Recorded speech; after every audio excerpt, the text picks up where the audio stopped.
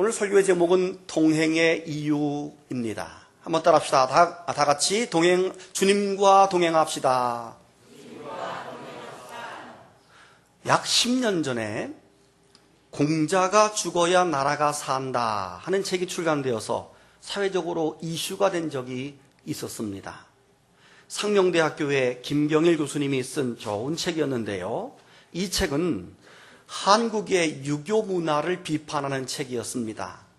공자의 도덕은 사람을 위한 도덕이 아니라 정치를 위한 도덕이었다. 공자의 도덕은 없는 자를 위한 도덕이 아니라 가진 자, 기득권자를 위한 도덕이었다. 이렇게 비판을 하면서 새로운 문화적 개방성을 주장을 합니다. 이 책에 대해서 어떤 사람이 서평을 하기를 이 책은 600년간 한국인의 정신을 지배해온 유교 문화의 허위와 위선의 정면으로 도전장을 낸 책이다. 이렇게 서평을 하기도 했습니다.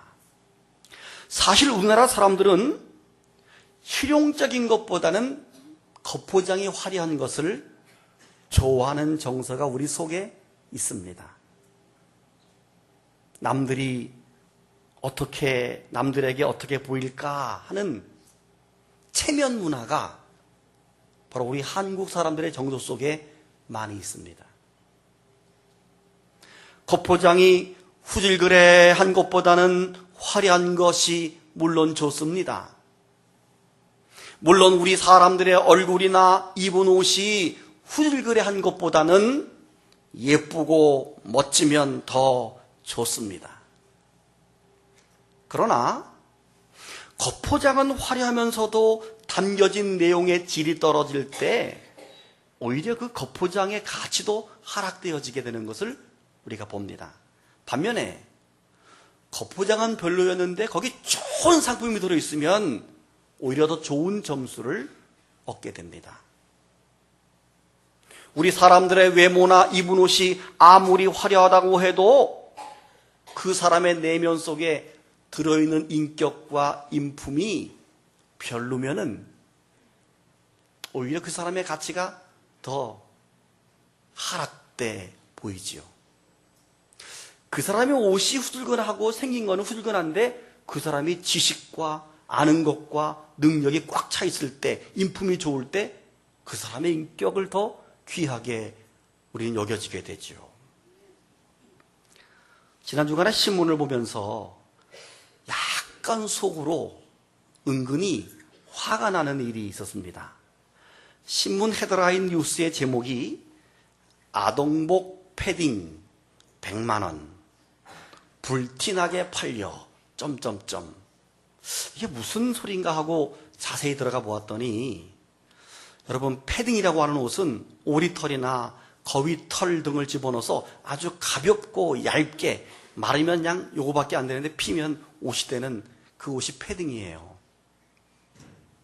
그런데 6세부터 10세, 초등학생도 아니에요. 유치원 아이들이 입는 옷이 패딩 한 장에 100만 원이 넘는데 놀라지 마세요. 비싼 것은 340만 원까지 하는데 이게 없어서 못 판다는 거예요. 누가 사느냐? 할머니, 할아버지들이 손자, 손녀 두느라고 많이 산대요. 그래서 제가 아유, 나중에 할아버지들도 걱정이다. 그런 생각을 했습니다. 한간에서는 어린이들에게까지 이 명품 바람이 불어서 우리나라가 걱정이다 하는 사람도 있습니다. 근데 은근히 제 마음속에 화가 난 이유는 뭐냐면 명품을 입은 아이들끼리 어울릴 거고 또 그것을 입힐 수 있는 능력되는 부모들끼리 어울리겠죠. 그러면 입지 못하는 사람들과 아이들의 상대적인 상실감과 박탈감이 참 마음의 상처가 되겠다 하는 생각을 합니다. 더 속상한 것은 그 옷을 만드는 나라보다 우리가 더 비싸.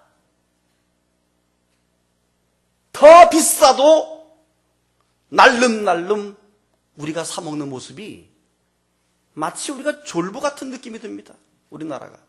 졸부는 졸부지요, 사실.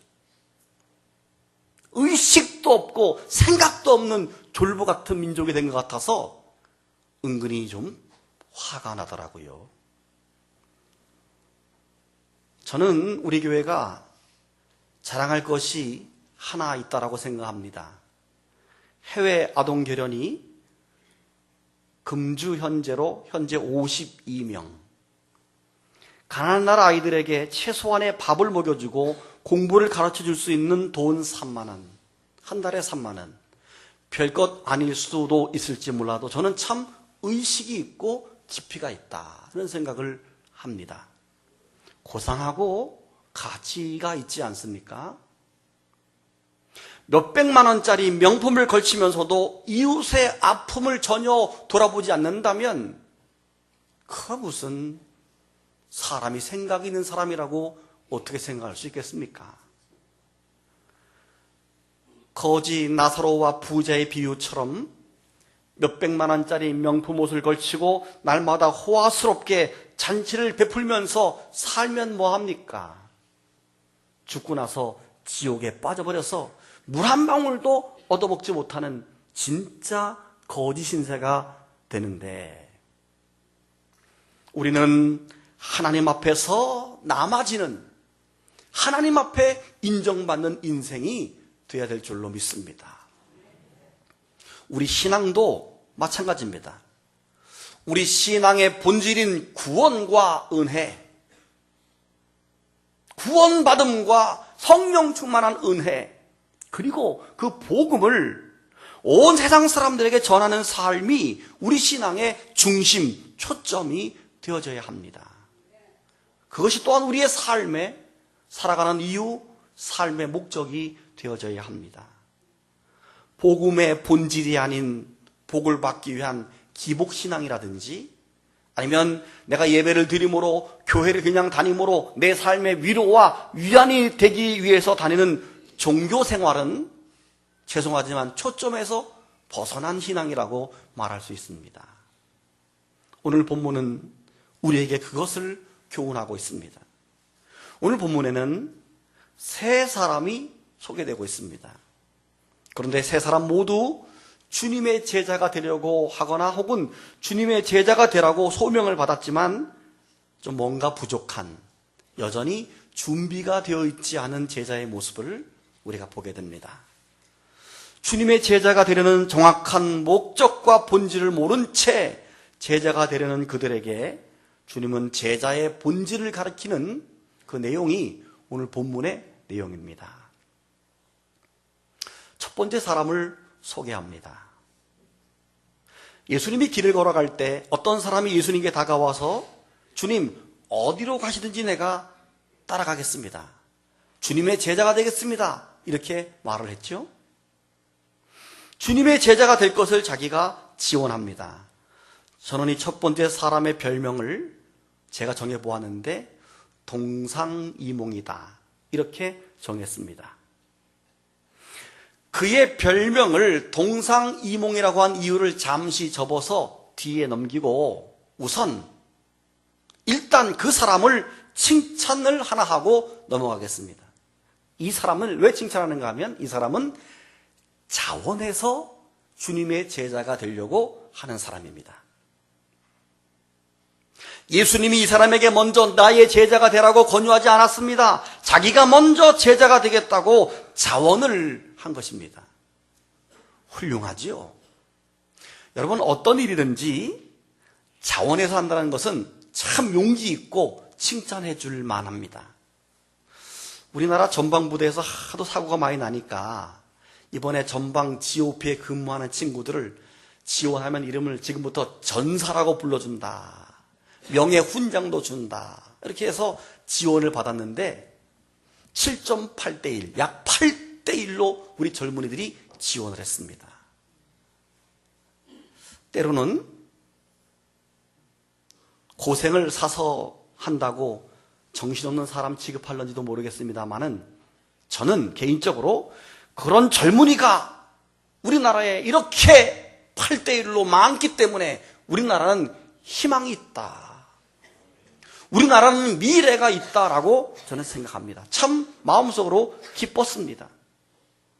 자원에서 해병대에 가고 자원에서 철책에 근무하는 젊은이가 있으니까 우리나라는 앞으로 걱정이 없습니다. 할렐루야. 일부 뺀질거려서 어떻게 하면 군대 빠질까? 어떻게 하면 아버지의 빽과 돈을 가지고 군대를 좀 면제받을 수 있을까 하는 그런 인간들도 종종 있지만, 그런 종류의 인간들이 가득 찼다면 우리나라 벌써 망했을 것입니다. 적어도 조국 나라와 민족을 위해서 목숨 바쳐 일했던 순국 선열들이 너무도 많았기에 오늘 우리나라가 존재하는 것처럼 여전히 우리나라 젊은이들은 아주 건강합니다. 그래서 너무 감사했습니다. 1967년에 지금부터 거의 50년 전쯤에 이스라엘과 아랍 제국이 전쟁이 일어났습니다. 그때에 전쟁이 일어났다고 그러니까 이스라엘의 젊은 유학생들 전 세계에서 비행기를 타고 자기 나라로 확 몰려들었습니다. 조국이 위태롭기 때문에. 그런데 아랍 제국의 여러 연합군들의 젊은이들은 이따가도 도망가고 절대로 유학생들이 전쟁터로 가지 않았습니다. 게임 끝났습니다. 며칠 만에요? 6일 만에 끝났습니다. 그게 유명한 6.1 전쟁입니다. 6일 만에 전쟁 끝, 영토 확장. 왜 그렇지요? 이게 자원하는 것의 능력이고 힘입니다. 사랑하는 여러분, 교회 일도 자원해야 합니다. 목사님, 그거 제가 하겠습니다. 목사님 뭐 도와드릴 거 없습니까? 말씀만 하십시오. 라고 자원하는 신앙. 깜짝 놀라셨죠? 자원하는 신앙.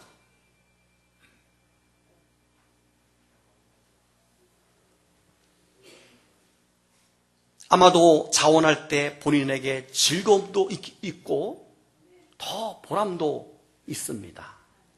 사랑하는 여러분, 하나님의 일에 자원할 수 있는 은혜가 여러분 속에 임하기를 바랍니다. 이제 본문으로 돌아가서 그 사람의 이름도 모르고 성도 모르지만 그 사람은 주님의 제자가 되려고 했기에 자원하는 신앙이었기 때문에 칭찬을 했죠. 하지만 저는 그 사람의 별명을 동상이몽이라고 정했습니다. 동상이몽의 뜻을 아시죠? 한 자리에 누워 잠을 자지만 각각 다른 꿈을 꾼다 하는 것입니다.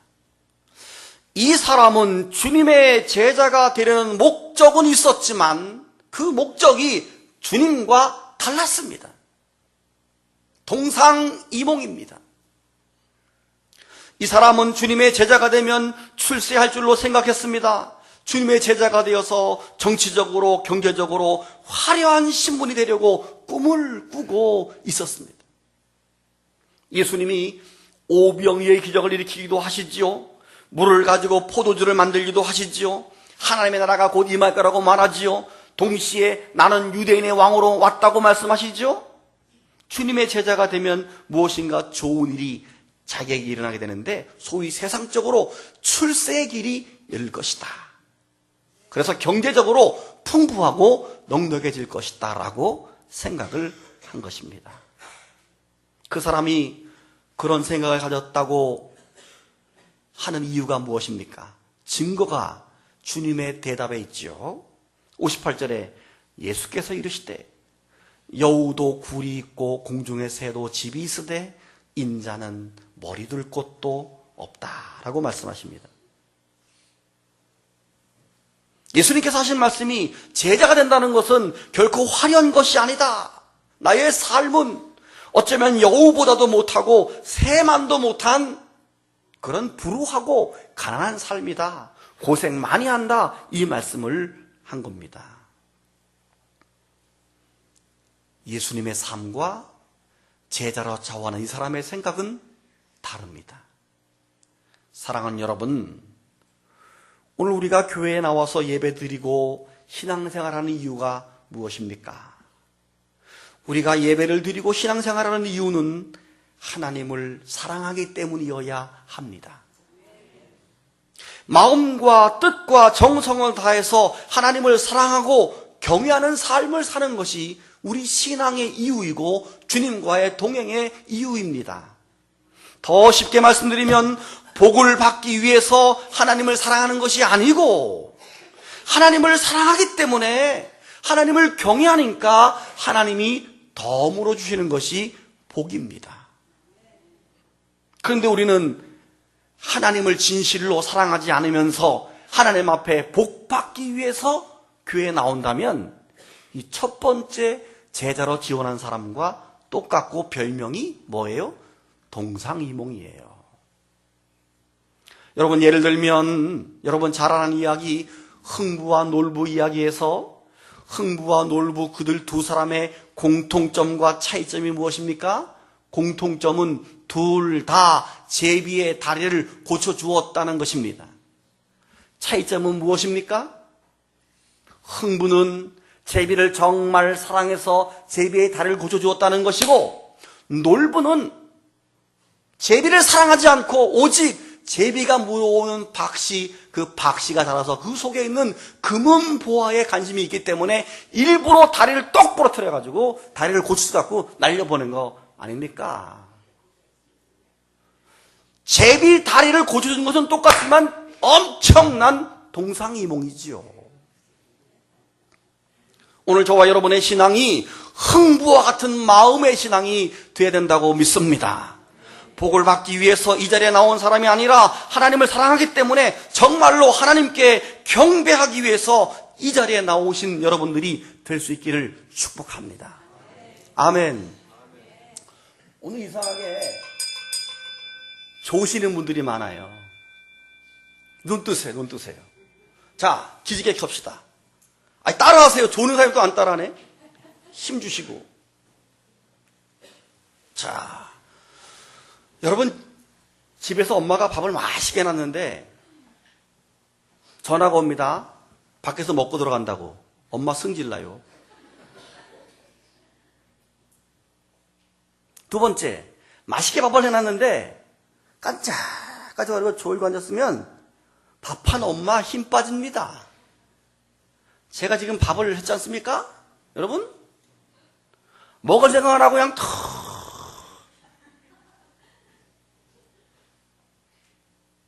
설교를 잘 들어야 은혜가 돼요. 지금 누가복음이 쭉 흘러가고 있는데 될 수 있으면 저는 이제 앞으로의 설교가 웃긴 얘기 이제 삼가하고 좀 우리 영을 살리는 그런 말씀 깊이를 좀 가지고 지금 설교를 하고 있잖아요. 그러니까 이게 믿음이 듣는 기가 없으면 조금 졸릴 수 있어요. 왜? 생각하기 싫으니까. 아우 귀찮아 생각하는 거. 그러니까 그냥 아무것도 안 들리는 거지. 근데 잘 생각해 보게 되면 굉장히 은혜스러운데 오늘 제일 많이 졸고 계시네. 지금 이 설교가 전 세계로 막 나가고 있거든요. 이게 우리는 실시간 설교예요, 이게 지금. 터키에서도 지금 이 설교를 듣고 있어요. 목사님 할렐루야. 서울에서 우리 장모님이 이 허리가 아파서 교회 못 가고 이거 예배 드리고 있다고 지금. 장모님 할렐루야. 그러다가 될 수 있으면 이거를 좀 잡소리를 줄이고 말씀으로만 쫙 하려고 그래요, 지금. 근데 자꾸 여러분이 이렇게 잡소리를 하게 하는 거예요. 오늘 설교 12시 반까지 할 거예요. 길어졌잖아, 이만큼.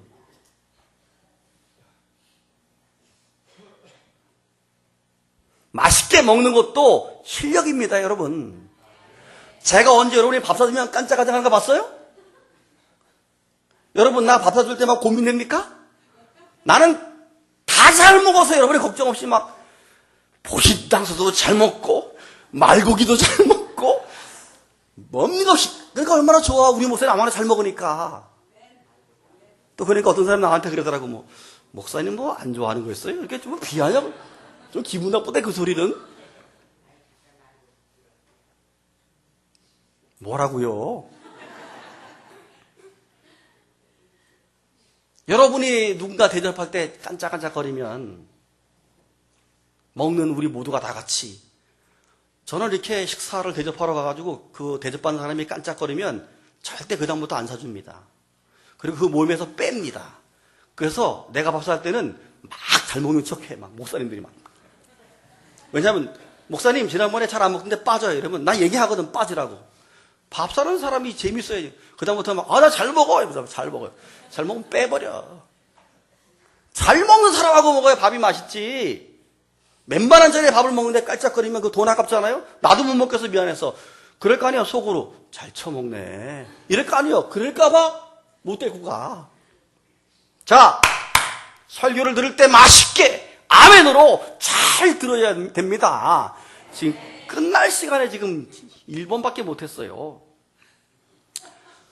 두 번째 사람을 소개합니다.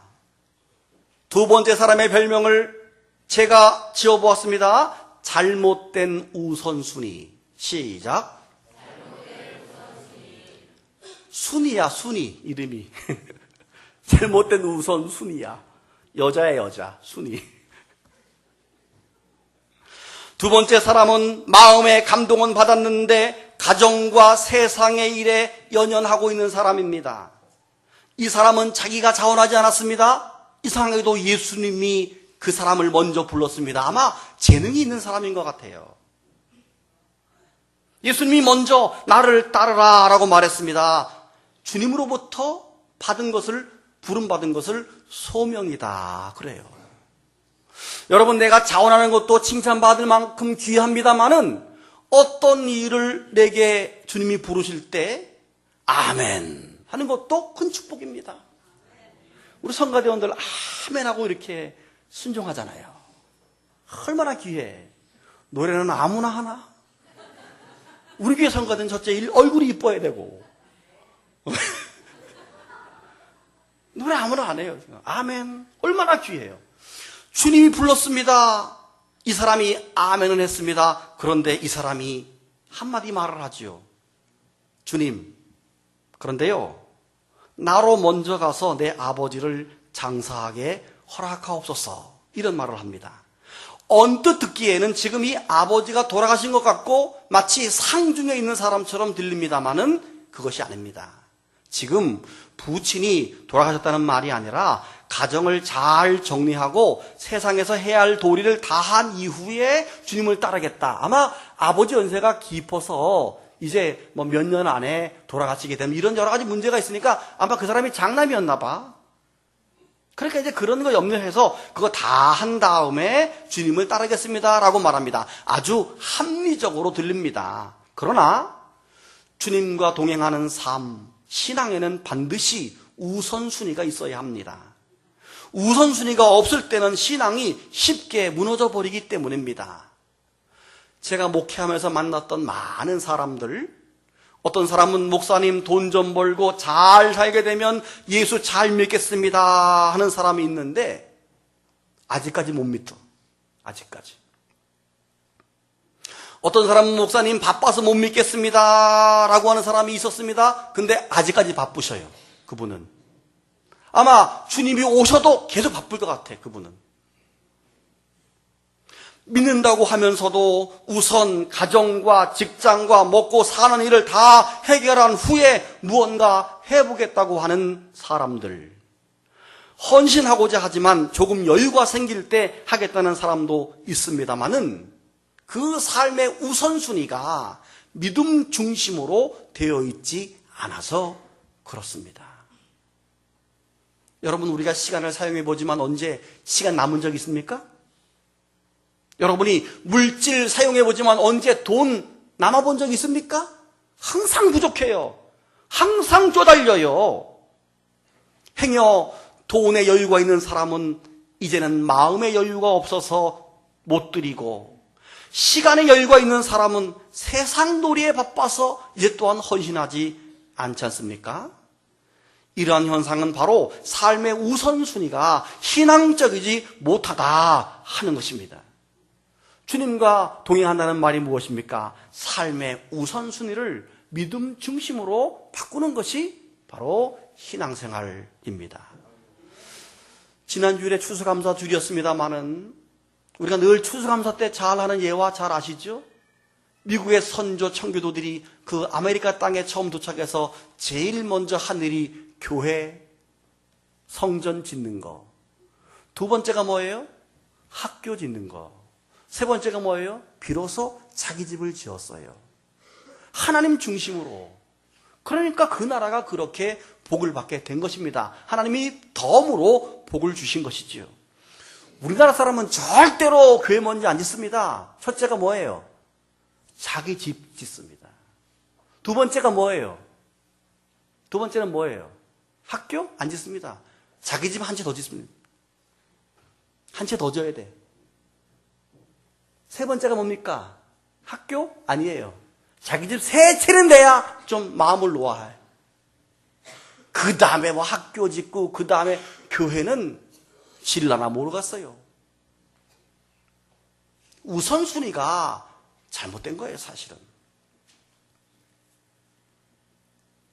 본문의 두 번째 이 사람은 자기의 계획을 먼저 이룬 후에 예수님을 따르겠다고 말합니다. 인간적으로 볼 때는 굉장히 마땅하고 합리적으로 보이지만 영적인 눈으로 볼 때는 우선순위가 잘못되었다는 것입니다. 예수님이 그 사람에게 또 뭐라고 말했습니까? 두 번째 하신 말씀이 죽은 자들로 자기의 죽은 자들을 장사하게 하고 너는 가서 하나님의 나라를 전파하라. 이 말은 아버지가 죽었는데 모른 척하라는 말이 아닙니다.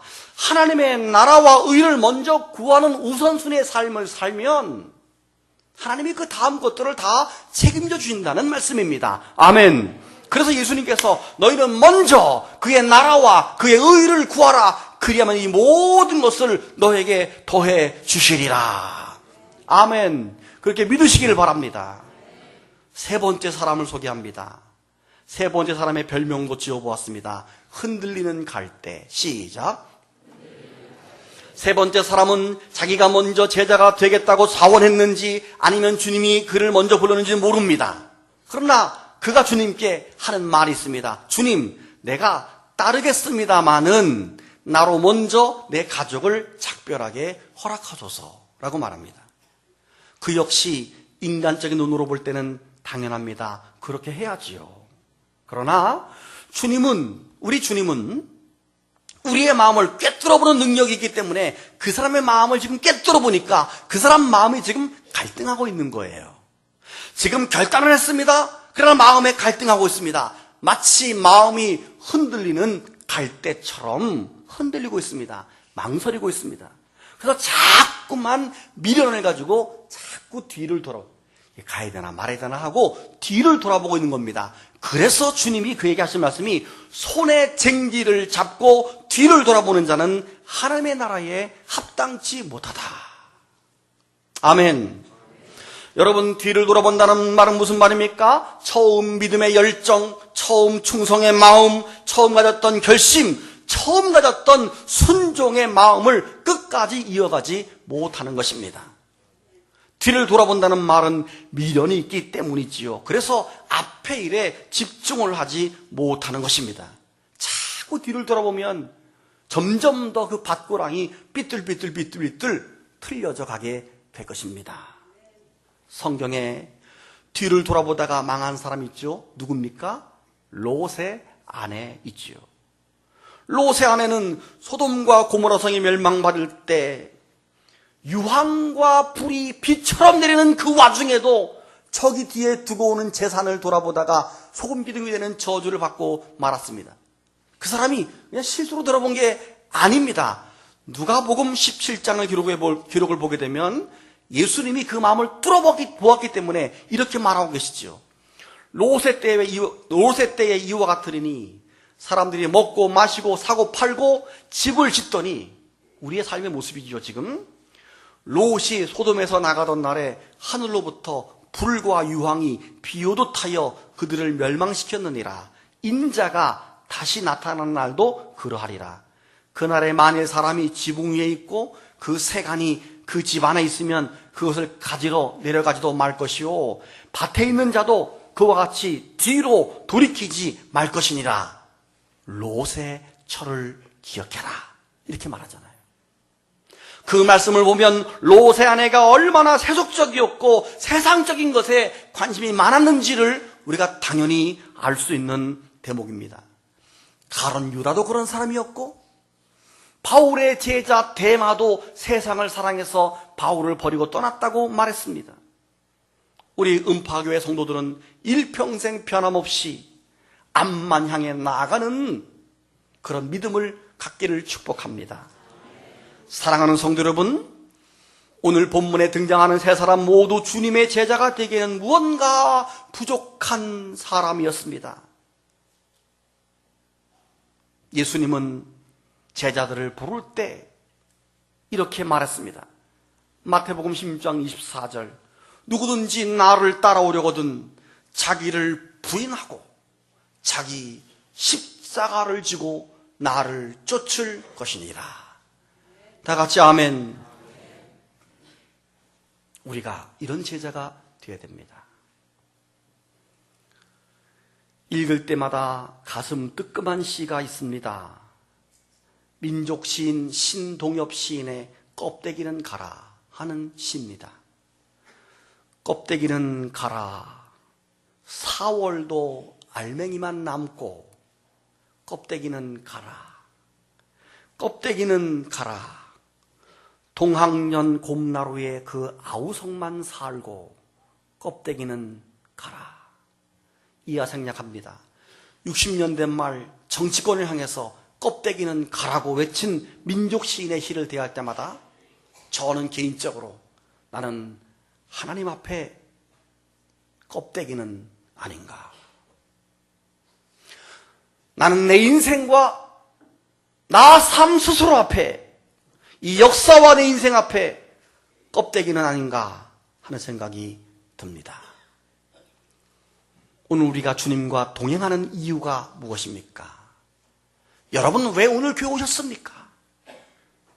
적어도 우리는 동상이몽이 아니어야 합니다. 다 같이 아멘. 적어도 우리는 잘못된 우선순위도 아니어야 합니다. 그리고 흔들리는 갈대도 되어서는 안 됩니다. 오직 예수 그리스도, 복음 앞에 바로 선 오직 예수 중심의 참된 신앙이 될 수 있기를 주님의 이름으로 축원합니다.